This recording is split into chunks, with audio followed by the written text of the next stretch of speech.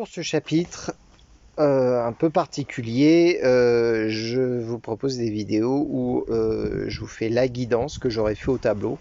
Ensuite, vous faites une pause dans la vidéo, vous faites l'exercice et ensuite, vous pourrez regarder la correction que je vous ferai sur la feuille. Donc, on prend l'exercice numéro 3. Donc, je vous l'explique et ensuite, on fera la correction. Donc ici, vous avez la consigne recopie et transforme ces pourcentages comme dans l'exemple. Donc là, on part d'un pourcentage, 15%. Voilà. On nous demande ensuite de transformer ce pourcentage en fraction. Donc effectivement, un pourcentage, c'est une fraction. On l'a vu dans la vidéo précédente. Donc un pourcentage, c'est une fraction avec comme dénominateur 100. Et bien sûr, le nombre ici est à écrire au-dessus. C'est là vraiment un système de recopie en quelque sorte. Ensuite, il faut faire le calcul ici.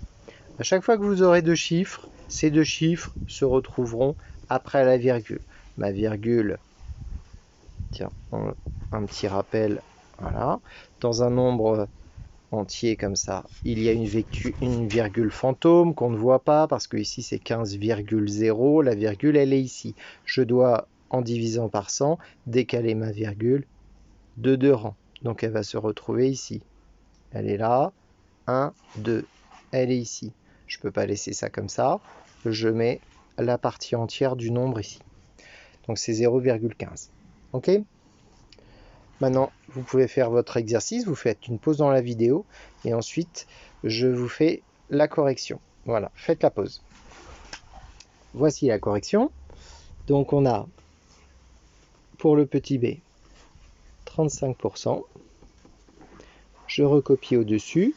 Je mets 100 au dénominateur et c'est 0,35. Voilà, à force d'en faire, je sais que les deux chiffres ils vont se retrouver après la virgule.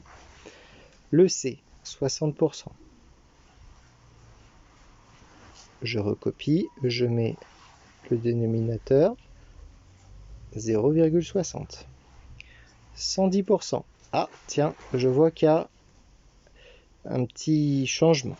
Donc 110 sur le dénominateur 100. Et là, je m'arrête un peu. Donc je fais comme d'habitude, j'écris. Je sais que ma virgule est ici. Elle est fantôme parce qu'il y a virgule 0. Et je vais la décaler de 2 rangs. Donc elle est là. 1, 2. Ah bah tiens, j'ai pas 0, à rajouter. Effectivement, on passe de 2 chiffres à 3 chiffres. Donc forcément, le 1 va rester en partie entière. Ça c'est vrai pour tous les pourcentages qui dépassent 100. À partir de 99, voilà, on va retrouver 0,99. Mais à partir de 100%, 100% ça fait 1. Voilà, et puis 80%, allez, tu as bien compris que c'était le petit e, 80%, c'était 0,80 que nous allions trouver. Voilà, c'est fini pour l'exercice 3.